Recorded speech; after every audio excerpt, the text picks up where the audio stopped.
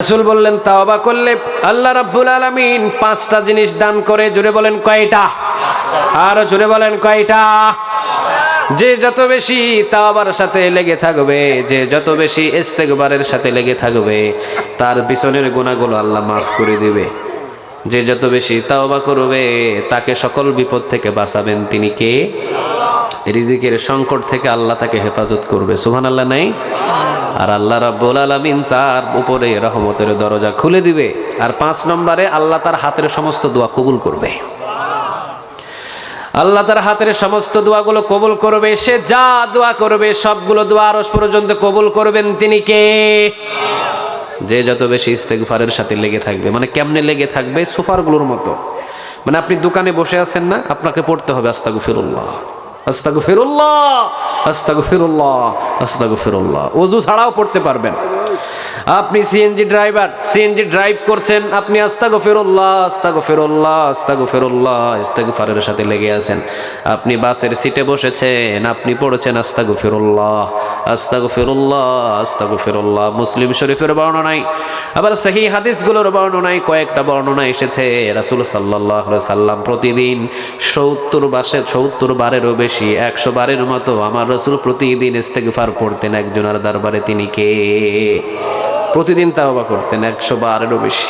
কেউ কেউ বলেন 70 বারেরও বেশি রাসূল ইস্তেগফার পড়তেন। রাসূল আস্তাগফিরুল্লাহ, আস্তাগফিরুল্লাহ একবার দুইবার নাই। সেই রাসূলের জীবনে কোনো গুনাহই নেই। সুবহানাল্লাহ নাই? জীবনে কোনোদিন গুনাহ করা শিখেন নাই। কোন নবী কোন রাসূলের কোনো গুনাহ নাই, তারা মাসুম, তারা বেগুনাহ। আর আমাদের হাজার হাজার গুনাহ আছে, কিন্তু একবার পড়ার মতো আমাদের হাতে কোনো সময় নাই। ঠিক কি না? আমরা পড়তে পারি না। রাসূল বললেন 5 নম্বরে, যে সুফারগুলোর মতো যদি ইস্তেগফারের সাথে লেগে থাকে তার হাতের দোয়া বেশি বেশি কবুল করবেন তিনি কে? ইমাম আহমদ ইবনে হাম্বলকে চিনেন? 4 ইমামের এক ইমাম। নাম কি? ইমাম আহমদ ইবনে হাম্বল। উনি কিতাব লিখেছেন, উনি একটা বই লিখেছেন। ওনার নামটা, বইটার নাম হলো মুসনাদে আহমদ। ওই কিতাবের ভিতরে 40,000 হাদিস উনি একাই সংরক্ষণ করে ওখানে তুলে ধরেছেন। আপনি বুখারী শরীফ, তিরমিজি শরীফ, ইবনে মাজাহ শরীফ, নাসাই শরীফ সহ যে কয়টা 6টা 86টা হাদিস আছে না, ওই কয়টারে যোগ করলেও ওই 40,000 হবে না, 40,000 হবে না। অথচ উনি ওনার মুসনাদে আহমদের কিতাবের ভিতরে ইমাম আহমদ ইবনে হাম্বল পৃথিবীর সবচেয়ে বড় একটা কিতাব, বড় হাদিসের একটা কিতাব, সেটাই মুসনাদে আহমদ। ওই কিতাবের ভিতরে 40,000 হাদিস উনি একাই নিয়ে এসেছেন। চিৎকার দিয়ে বলেন আল্লাহু আকবার। ওই ইমাম আহমদ ইবনে হাম্বল, উনি ওনার জামানায় ছিলেন মুহাদ্দিসুদ দাহার। এত বড় মুহাদ্দিস ছিলেন উনি, এত বড় ইমাম ছিলেন ওই জামানায়। ওনার হাতে হাতে সালাম দেওয়ার জন্য হাজার মানুষ শুধু আফসোস করেছে। ওনাকে এক পলক দেখার জন্য হাজার মানুষ চেষ্টা করেছে। হাজার হাজার জন ওনাকে এক পলক দেখার জন্য রাস্তায় দাঁড়িয়েছে। অনেক মানুষগুলো তাকে দেখার জন্য আল্লাহর কাছে দোয়া করেছে। যে দেখা পেয়েছে সে ধন্য হয়েছে। সুবহানাল্লাহ বলেন। কারণ যে দেখা পেয়েছে সে নসিহত পাওয়ার সুযোগ পেয়েছে। ইমাম আহমদ ইবনে হাম্বল ওই জামানার মুহাদ্দিসুদ দাহার। একজন ইমামের যদি কেউ নসিহত পায় তার জীবনটা তো অনেক সময় সফল হয়ে যায়। ঠিক কি না? তো ওই ইমাম আহমদ ইবনে হাম্বল তিনি অনেক সময় হাদিস সংরক্ষণ করার জন্য নিজের ঘর ছেড়ে, বাড়ি ছেড়ে চলে যেতেন সফরে। উনি চলে এসেছেন অনেক দূর একটা এলাকায় সফরে। এসে একদিন মসজিদে নামাজ, মাগরিবের নামাজ পড়ে তিনি কিতাবগুলো বাহির করে লেখা শুরু করেছেন। এশার আজান দিয়েছে, এশার নামাজ পড়ে তিনি আবার কিতাবলা লেখা শুরু করেছেন। এইদিকে দারোয়ান অথবা মুয়াজ্জিন এসে কয়, হুজুর তাড়াতাড়ি মসজিদ থেকে বাইর হন, তাড়াতাড়ি মসজিদ থেকে বাইর হন। ইমাম আহমদ ইবনে হাম্বল কয়, বাবা আমি তো এই মসজিদের ফজর নামাজের মুসল্লি, এই মসজিদে আমি ফজর নামাজটাও পড়বো রে বাবা, আমারে থাকার জন্য একটু সুযোগ করে দাও। আমি বৃদ্ধ মানুষ, এতগুলো কিতাবের বোঝা লইয়া এই রাতের বেলা কই যাবো বাবা, কোথায় যাব আমি? এমনি পৌষ আর মাঘ মাসের শীতের রাত, আমারে বাহির করো না, আমাকে তুমি এই জায়গায় একটু থাকার সুযোগ দাও বাবা, আমি ফজর নামাজের মুসল্লি মসজিদের। কয় না, হবে না, বাইরন আপনি বাহির হয়ে যান। ইমাম আহমদ ইবনে হাম্বল নিজের পরিচয়টা দেন না। ভালো ভালো মানুষগুলো, আল্লাহওয়ালা মানুষগুলো জীবনে কোনোদিন কোনো মানুষের সামনে পরিচয় দেয় না। ঠিক কি না? আমার রাসূল কোনোদিন বলছে যে আমারে চিনোস? বলছে কোনোদিন? ওমর বলছে তুই আমারে চিনোস বেটা? আমি কে কইছে কারো কাছে? কিন্তু আমরা বলি আমারে চিনোস তুই? আমি অমুক, আমি তমুক, আমি এই, আমি সেই, আমি অমুক এলাকার পাশের বাড়ির চেয়ারম্যানের পাশের বাড়ির খালাতো ভাইয়ের মামতো ভাইয়ের নাতির দুলা ভাই। এভাবে একটার পর একটা পরিচয় দেয়, বড়াই দেখায়, পরিচয় দেয়। কিন্তু জীবনে কোনো দিন রাসূল থেকে আল্লাহওয়ালারা জীবনে কোনো দিন কোনো মানুষের সামনে বড় করে পরিচয় দিতেন না, কারণ অহংকার পছন্দ করেন না। তিনি কে? ইমাম আহমদ ইবনে হাম্বল তিনি বলতে পারতেন, আমারে চিনোস না রে বা, এই বেড়া তুই আমারে চিনোস না, তুই হলি মসজিদের একটা সাধারণ মুয়াজ্জিন, আমি হলাম ইমাম আহমদ ইবনে হাম্বল, তুই আমারে চিনোস? এই পরিচয়টা দিলে তো মুয়াজ্জিন বেটা পায়ের কাছে পড়ে যেত, ঠিক না? কিন্তু না, নিজে পরিচয় দিলেন না। তিনি বললেন, বাবা ফজর নামাজের মুসল্লি আমি, আমারে মসজিদে থাকার জন্য একটু সুযোগ দে। কয় না, হবে না, বাইরন। কিতাবের বস্তা নিয়ে তিনি মসজিদ থেকে বাহির হয়ে গেলেন। রাস্তা দিয়ে হাঁটছেন, একটা যুবকের সাথে দেখা। একটা যুবক দেখেন তিনি রুটি বানায়, সাবুন খাব্বাস, মানে তিনি রুটি বানাচ্ছে রাস্তার পাশে, চুলার উপরে রুটি দেয়, রুটি শেখে, আর রাস্তার পাশে রাতের বেলা রাস্তার পথিক যে মানুষগুলো আছে ওদের কাছে বিক্রি করে। ইমাম আহমদ ইবনে হাম্বল উনি ওই যুবকের কাছে গিয়ে সালাম দিয়ে দিলেন। সালাম বিনিময় হওয়ার পর যুবককে বলছে, বাবা আমি যদি সারা রাত তোমার এই চুলার পাশে উনুনের পাশে যদি আমি একটু বসি, তোমার কি কোনো কষ্ট হবে? কয় না, আমার কিসের কষ্ট, হালান ওয়াসা হালান, খুশ আমদেদ, আপনি বসেন, আপনি সারা রাত আমার উনুনের পাশে চুলার পাশে বসে থাকেন, কোনো অসুবিধা নেই। ইমাম আহমদ ইবনে হাম্বল চুলার পাশে বসলেন। পৌষ এবং মাঘ মাসের শীতের রাত, চুলার পাশে আরাম করে তিনি বসলেন। তিনি তো কিতাব পড়া মানুষ, কিতাব বাহির করে পড়ছেন, কিন্তু তিনি লক্ষ্য করে দেখেন সাবুন খাব্বাস, যেই যুবকটা রুটি বানায়, ও যখন রুটির খামিরি নেয় তখন চিৎকার দিয়ে পড়ে আস্তাগফিরুল্লাহ। কি পড়ে? কয় না, কি পড়ে? সবাই বলেন মুখ উজাড় করে, কি পড়ে? আস্তাগফিরুল্লাহ। ও যখন রুটিটা বেলে তখনও পড়ে আস্তাগফিরুল্লাহ। ও যখন রুটিটা হাত দিয়ে এই পাশ ওই পাশ করে তখনও পড়ে আস্তাগফিরুল্লাহ। ও যখন রুটি তাপার উপরে দেয় তখনও পড়ে আস্তাগফিরুল্লাহ। যখন তাপা থেকে উল্টায় তখনও পড়ে আস্তাগফিরুল্লাহ। যখন তাপা থেকে নামায় তখনও কোনটা পড়ে? যখন পাবলিক মানে মানুষের কাছে বিক্রি করে তখনও কি পড়ে? আবার যখন টাকা নিয়ে ক্যাশে রাখে তখনও পড়ে আস্তাগফিরুল্লাহ। এবার ইমাম আহমদ ইবনে হাম্বল কয়, বাবা আমি তো দেখতেছি তুমি আস্তাগফিরুল্লাহর সাথে সুফারগুলোর মতো লেগে আছো। কয়, হ হুজুর, আমি সব কাজেই সব সময় আস্তাগফিরুল্লাহ পড়তে ভালো লাগে, আমার কাছে আমার তাওবা করতে বড় ভালো লাগে, বড় মজা লাগে। তো আমি বেশি বেশি ইস্তেগফার পড়ি, তো এই জন্য আল্লাহ আমাকে মুস্তাজাবুদ দাওয়া বানিয়ে দিয়েছে। মুস্তাজাবুদ দাওয়া অনেকেই বুঝবেন না, কারণ মুস্তাজাবুদ দাওয়া হলো তারা যারা জমিনে দোয়া করে সাথে সাথে জমিনের দোয়াটা আরশে গিয়ে ধাক্কা লেগে যায়, ওদেরকে বলা হয় মুস্তাজাবুদ দাওয়া। মানে ওরা দোয়া করে জমিনে, ওদের দোয়াটা আসমানে কবুল করে নেয়। তিনি কে? দেখেন মুস্তাজাবুদ দাওয়া সাহাবীদের দোয়ার কতটা পাওয়ার ছিল। রাসূলের কাছে এসে বললেন কিছু সাহাবীরা যে, নবী মদিনাতে বৃষ্টি হয় না, তো আপনি একটু দোয়া করেন না নবী, যাতে বৃষ্টি হয়। রাসূল ওই মুস্তাজাবুদ দাওয়া যারা ছিল ওদেরকে নিয়ে হাত তুললেন আল্লাহর দরবারে, যে ইয়া রব তুমি আসমান থেকে বৃষ্টি দাও।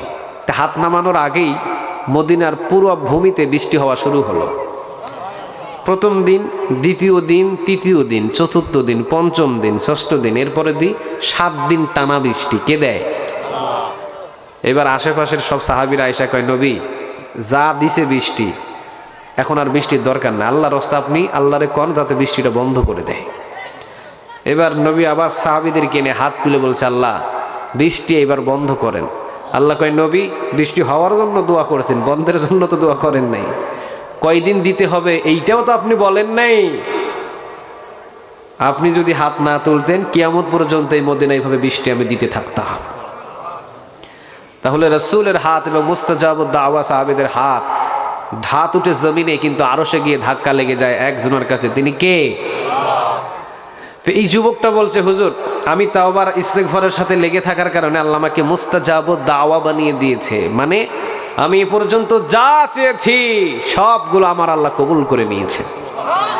ইমাম আহমদ ইবনে হাম্বল তাকায়া মুস্কি হাসি দিয়ে কয়, হায় হায়, এই জামানায় মুস্তাজাবুদ দাওয়া, কিভাবে এই জামানায় মুস্তাজাবুদ দাওয়ারে দেখা পাওয়া যায়?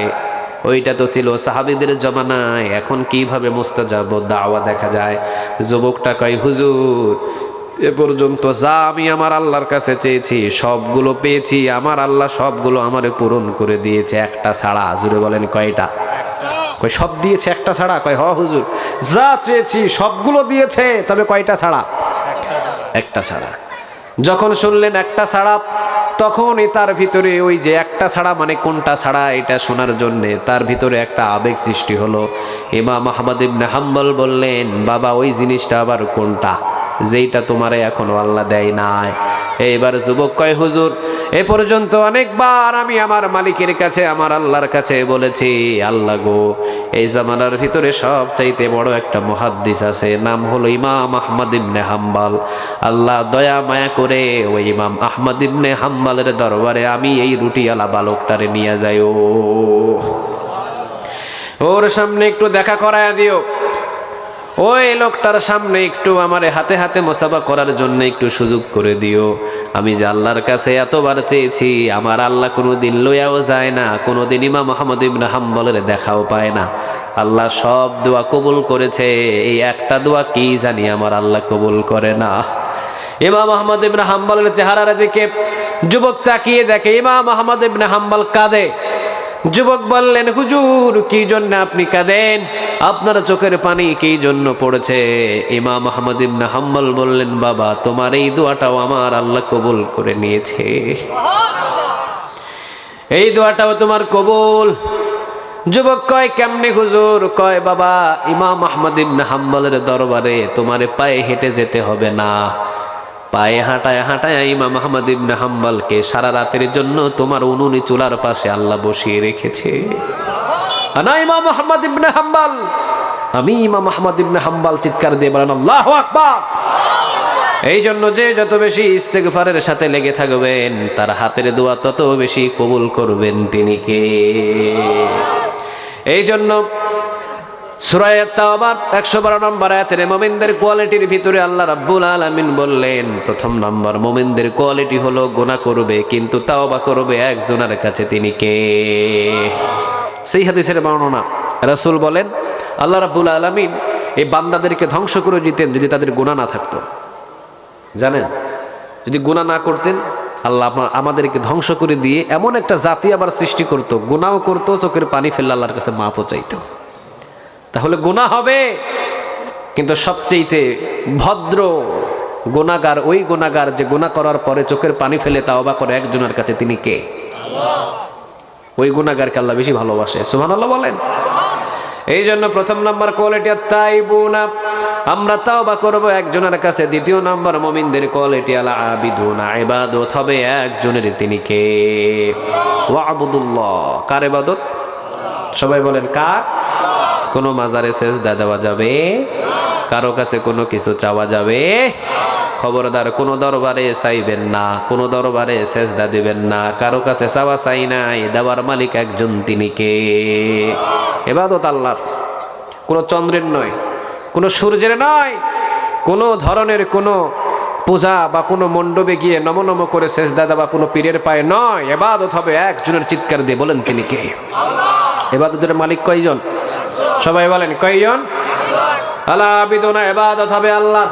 আল হামিদুনা, বলেন প্রশংসা করি কার? ওই যে প্রশংসার আলোচনাটা প্রথমেই করে ফেলেছি, প্রশংসা করলে নিয়ামতটারে বাড়ায়া দেন, তিনি কে? আসাইহুনা, সিয়াম পালনকারী, সফরকারী, রোজা রাখবেন বেশি বেশি। যদি আপনি রোজা রাখতে পারেন, রাইহান নামের দরজা মানে জান্নাতের দরজা দিয়ে আপনাকে স্পেশালি রিসিভ করে ঢোকায়া দিবেন, তিনি কে? সিয়াম পালন করবেন, রোজা রাখবেন, এরপরে আর রাকিউনা, রুকু করবেন, আস-সাজিদুনা, সেজদা করবেন মানে নামাজ পড়বেন, নামাজ পড়লে খুশি হন, তিনি কে? যত বেশি সেজদা করবেন তত বেশি আল্লাহর নৈকট্য লাভ করতে পারবেন। সাহাবীদেরকে রাসূল যখন আলোচনা শোনালেন, একজন সাহাবী দাঁড়িয়ে বললেন, ও রব, আমি আমার আল্লাহর কাছাকাছি পৌঁছে যেতে চাই। কোথায় যেতে চায়? আল্লাহর কাছাকাছি। আরেকজন সাহাবী পাশ থেকে বললেন, তুমি যদি আল্লাহর কাছে পৌঁছে যেতে চাও তাহলে তুমি ইন্তেকাল করো, তাহলে তুমি পৌঁছে যাইবা। রাসূল কয়, আরে না, কি বলো তোমরা এগুলো? একজন বলে আল্লাহর কাছে পৌঁছে যেতে চায়, আরেকজন বলে ইন্তেকাল করো তাহলে আল্লাহর কাছে পৌঁছে যাবা। ভুল ধারণা। তুমি আল্লাহর কাছে পৌঁছে যেতে চাও জমিন থেকে, সেজদা দাও। তোমার ভিতরে আর আল্লাহর ভিতরে কোনো ধরনের কোনো পর্দা থাকবে না। সুবহানাল্লাহ। বাড়িতে গিয়ে হ্যাঁ, এই জন্য যে যত বেশি সেজদা দেয় তারে তত বেশি পছন্দ করেন তিনি কে? আর জুড়ে বলেন কে? মুসা আলাইহিস সালাম ফেরাউনের দরবারে গেলেন। মুসা আলাইহিস সালামকে ফেরাউন ডাকলো। ফেরাউন ডাকার পর মুসা আলাইহিস সালাম যখন ফেরাউনের দরবারে গেলেন, এইবার ফেরাউন মুস্কি হাসি দিয়ে কয়, মুসা তোমার জাদু আর আমার জাদু লাগবে আজকে মারামারি। দেখো আমি কয়েকটা জাদুকর রে লইয়া আইছি, দেখো আমার জাদুকর, তুমি হলা একটা লাঠি আর আমার কাছে আছে অসংখ্য জাদুকর। এই তোমাদের জাদুগুলো দেখাও তো এবার। এবার সবাই মুসা আলাইহিস সালামের সামনে ফেরাউনের যে জাদুকর ভাড়া করা সব জাদুকর এবার সাপ বানায়, বিচ্ছু বানায়, বাঘ বানায়, সিংহ বানায়, একটার পর একটা বানায় আর ছেড়ে দেয়। আর সবাই মুসা আলাইহিস সালামের দিকে এইরকম ভাবে যায়। এখন মুসা আলাইহিস সালাম পড়ছে বিপদে। রব কয়, আরে তোমার বিপদ হওয়ার দরকার কি, হাতের লাঠিটা একবার ছেড়ে দিয়ে দেখ। সুবহানাল্লাহ নেই? ও পয়গম্বর, হাতের লাঠি একবার ছেড়ে দে। হাতের লাঠি যদি একবার ছেড়ে দিস তাহলে মজা দেখবি। হাতের লাঠি যখনই ছেড়ে দিলেন মাটিতে, সাথে সাথে বিশাল আকারে একটা অজগর, বিশাল আকার অজগর হলে নজকর ওই যে জাদু করে যেগুলো জাদু করে ছাড়ছে সবগুলারে পেটের ভিতরে লইছে। সুবহানাল্লাহ নেই? সবগুলো জাদু রেখে ফেলেছে। সমস্ত ফেরাউনের দলবল, সমস্ত জাদু করে চিন্তা করলেন, হাই হাই ফেরাউন তুমি ভুল পথে আছো। মুসা আলাইহিস সালামের রব যে মুসা আলাইহিস সালামের হাতে লাঠি দিয়েছে, এইটা মুসা আলাইহিস সালামের পাওয়ার নয়, পাওয়ারটা হলো একজনের চিৎকার দিয়ে বলেন তিনি কে? সারা জীবন জাদু করেছি, জীবনে কোনোদিন জাদুকে গিলে খাওয়ার মতো আজ পর্যন্ত কোনো জাদু দেখি নাই। বোঝা যায় পয়গম্বর মুসা আলাইহিস সালামের যে জাদুর লাঠি, ওটা সাধারণ মুসা আলাইহিস সালামের জাদুর লাঠি নয়, ওটা হলো মুসা আলাইহিস সালামের নবীর হলো মুজিজা। চিৎকার দিয়ে বলেন আল্লাহু আকবার। ওটা আল্লাহর পক্ষ থেকে এসেছে, ওটা আল্লাহ দিয়েছে। সাথে সাথে যতগুলো জাদুকর ছিল সমস্ত জাদুকর আল্লাহু আকবার বলে সেজদায় লুটিয়ে পড়লেন। সেজদায় পড়লেন আর বললেন, আল্লাহ মাফ করে দাও। সমস্ত জাদুকর হেদায়েত দান করে দিলেন তিনি কে? ওই যে সেজদায় লুটিয়ে পড়লেন আর আল্লাহ বললেন, যা সবাইরা আমি হেদায়েতের কোলে উঠায় নিলাম। এই জন্য সাজিদুনা মানে সেজদা করলে খুশি হন তিনি কে? আর জোরে বলেন কে? জিবরিল আলাইহিস সালাম রাসূলের সামনে আসলেন এবং রাসূল সাল্লাল্লাহু আলাইহি ওয়াসাল্লামের কাছে 24,000 বারেরও বেশি এসেছেন। রাসূল সাল্লাল্লাহু আলাইহি ওয়াসাল্লাম তিনি জিবরিলকে বললেন, ভাই জিবরিল, আল্লাহ রাব্বুল আলামিন তোমাকে অসংখ্য শক্তি দিয়েছে। কয় হ্যাঁ, 600 ডানা দিয়েছে। কয়শো ডানা? আমি সারা পৃথিবীটাকে যদি 2টা ডানা দিয়ে একটু নাড়া দিই, সারা পৃথিবী তুলার মতো উড়বে। কে দিয়েছেন এই পাওয়ার? সবাই বলেন কে? চোখের ভিতরেও পাওয়ার, শরীরের ভিতরেও পাওয়ার। সমস্ত চোখের ভিতরে কেমন পাওয়ার? জিবরিল আলাইহিস সালাম বলেন, নবী আপনি যেমন খাবার খান, ওই খাবারটা যেই রকম ভাবে আপনার সামনে একটা প্লেট দেখা যায় না, আমি সারা পৃথিবীটা আমার কাছে একটা প্লেটের মতো মনে হয়। একটা প্লেট সামনে রাখলে যেই রকম সব দেখা যায়, সারা পৃথিবীটা আমার কাছে একটা প্লেটের মতো। সুবহানাল্লাহ বলে। হাই হাই এত পাওয়ার তোমার। হ্যাঁ, আসমান থেকে যত ফোঁটা বৃষ্টি পড়ে নবী আমি প্রতিটা বৃষ্টির ফোঁটাগুলো গুনে ফেলতে পারি। এবার রাসূল বলেন, বলো তো দেখি কোন জিনিসটা তুমি গুনতে পারো না, কোন জিনিসটা তোমার চোখ দিয়ে ধরা পড়ে না? এবার জিবরিল আলাইহিস সালাম বলেন, আপনার উম্মতগুলো যখন আল্লাহু আকবার বলে একটা সেজদা দেয় গো নবী, আমি ওই সেজদার আল্লাহ যে কতগুলো নেক দেয়, ওই নেক গুণে আমি জিবরিল শেষ করতে পারি না। এই জন্য সাজিদুনা সেজদা দিলে খুশি হয় তিনি কে? আল আমিরুনা বিল মারুফ, সৎ কাজের আদেশ দাও। সমস্ত নবী, সমস্ত রাসূল, সমস্ত ওলি এবং সবাই সৎ কাজের আদেশ দিয়েছে। সৎ কাজের আদেশ দিলে খুশি হন তিনি কে? সবাই বলেন তিনি কে? ওয়ান্নাহুনা আনিল মুনকার, অসৎ কাজের নিষেধ করো।